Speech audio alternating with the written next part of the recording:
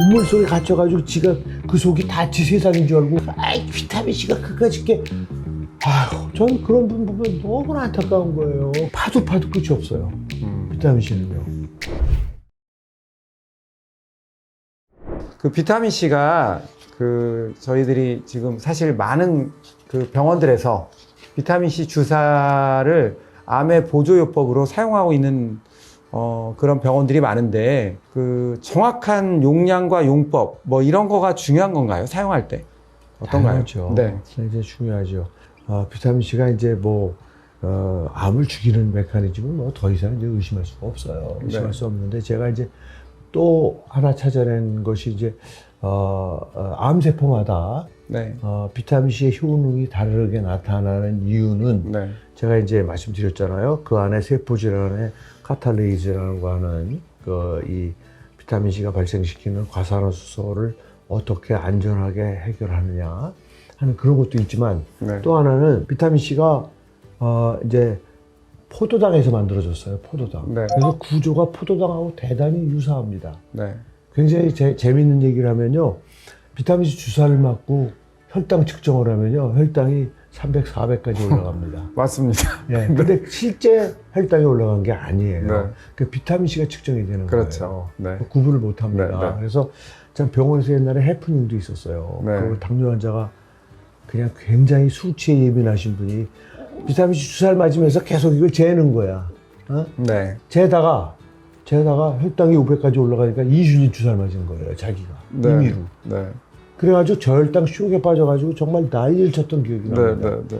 사실은 포도당은 그렇게 높지 않은 건데 그렇죠. 숫자만 높지 높은 않은 거죠. 건데 예, 비타민C가 고농도로 들어감으로 인해서 막 높게 나오니까 인슐린 주사를 하니까 진짜 포도당 수치가 떨어지면서 다 떨어질 거죠. 와, 저 그때 얼마나 당황을 했는지 바로 그냥 5% 이 포도당 주사를 놔가지고 살렸지만 그분을 그러니까 비타민C가 포도당하고 생긴 게 유사하기 때문에 네, 네. 그래서 산화형 비타민C는요 네. 세포가 비타민C를 받아들일 때 포도당 수용체를 가지고서 받아들여요.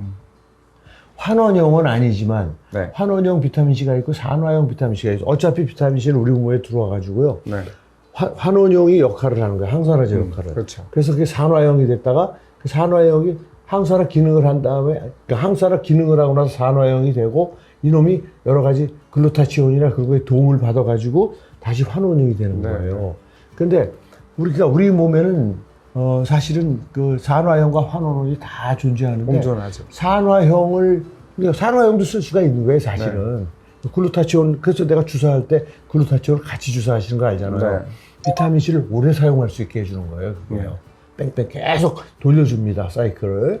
그러니까 그때 산화형 비타민C는 세포가 받아들이는 수용체가 포도당 수용체예요.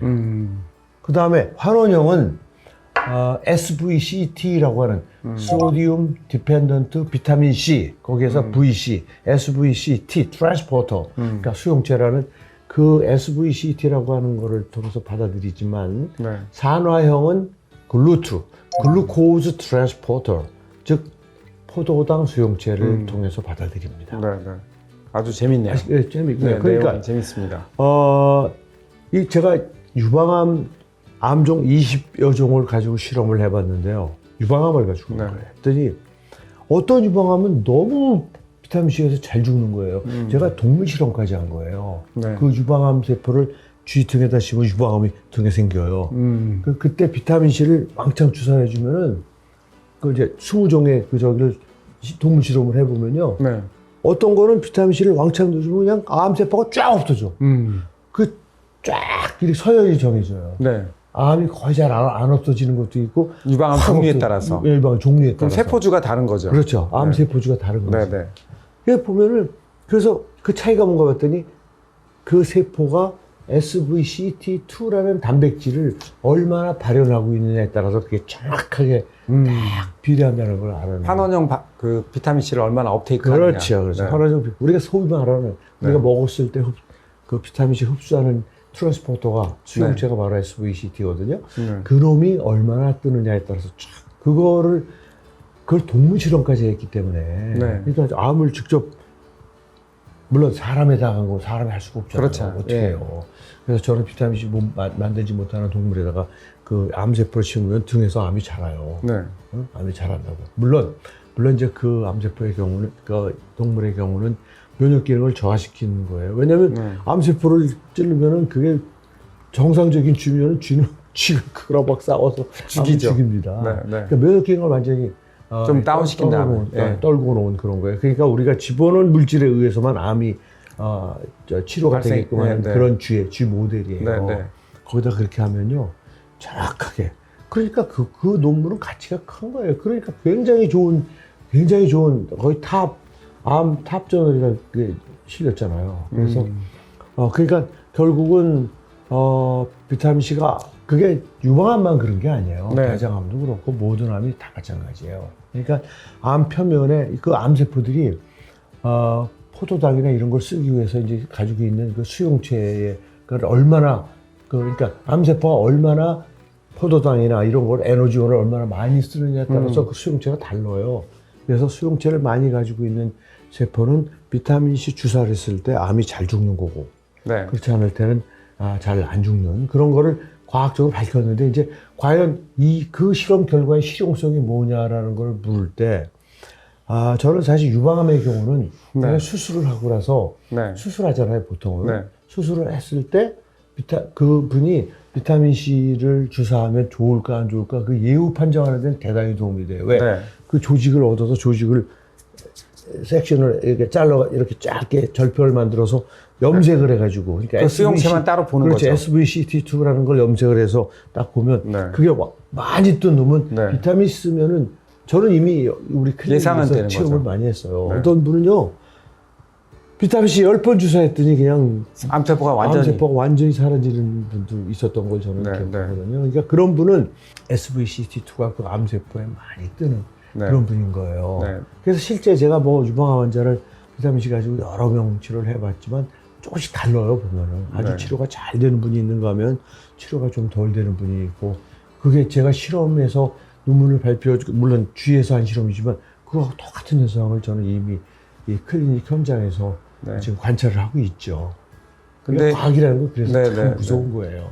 그러면은 그 암세포는 결국은 그 산화형은 이제 글루코스를 받아들이는 그 수용체를 통해서 들어가고 환원형은 이제 SVCT2를 통해 들어가니까 어쨌든 산화형이 들어갔을 때는 이제 그 암세포가 글루코스를 정상적인 에너지 대사를 말하자면 가짜로 비타민을 받아들였기 때문에 그렇죠. 아무래도 에너지 대사에 문제가 생기겠네요. 그렇죠. 그럴 수 있죠. 네, 그런 네. 부분은 앞으로 더 네. 추후 연구될 연구될 대상이죠. 네, 그러니까 이제 지금 분명한 건 뭐냐면 네.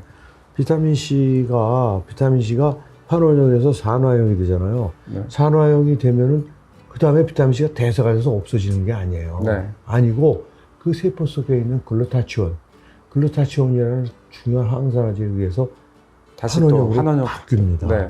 그래서 사실은 네. 비타민 C가 그냥 금방 먹으면 그냥 대사가 돼서 사라지는 건 아니에요. 네. 세포 안에서 굉장히 리사이클이 일어난다 하는 네. 거. 그래서 이제 그런 부분에 대해서는 아직 충분한 연구가 많이 이루어져 있지 않아요. 예컨대 이제 그게 이제 뭐하고 관계 있냐면 비타민 C가 도대체 어떻게 뇌세포 속에 10밀리몰이 존재할 수 있느냐. 그런 걸 설명할 때 이제 제가 지금 말씀드린 이런 기전이 동원되는 거예요. 네. 비타민 C 저분 먹지도 않았는데 별로 그냥 사실은 우리가 음식을 통해서 조금씩 먹는 비타민 C가 뇌세포로 다 간다는 거야. 뇌세포로요. 응? 정말 신기합니다.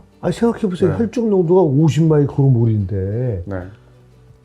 뇌세포에 10,000마이크로몰. 네. 200배. 10mm몰이니까. 그건 200배의 농도 경사를 만들 수가 없어. 어떻게 만들어요, 그거를.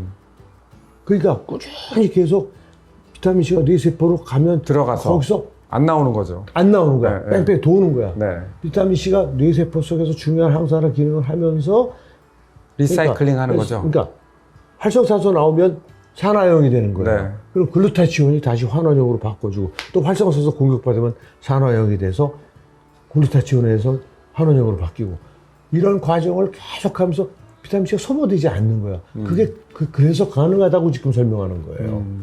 1대 200의 농도 경사를 이루려면 지금 그게 다는 아닐 거예요. 네, 아직도 그렇겠죠. 그러니까 비타민C는 밝혀야 될 내용이 너무 많은 거예요. 그런데 네. 그걸 무슨 비타민C가 그까짓 게 전 그런 분 보면 너무나 안타까운 거예요. 그러니까 마치 우물 속에 갇혀가지고 지가 그 속이 다 지 세상인 줄 알고 내가 다 정복했다고 그러는 친구하고 다를 게 아무것도 없는 거예요. 네. 파도 끝이 없어요. 비타민C는요. 생각해보세요. 암에 걸려서 돌아가시는 분들이 건강한 모습으로 돌아가시는 분 보셨어요? 다 마지막에는 단 한 명도 없어요. 네. 단 한 명도. 근데 거기다 고기 먹지 마라, 단 거 먹지 마라. 그러니까 뭐든지 먹지 말라는 거예요. 뭘 먹으라는 거예요, 그러면요.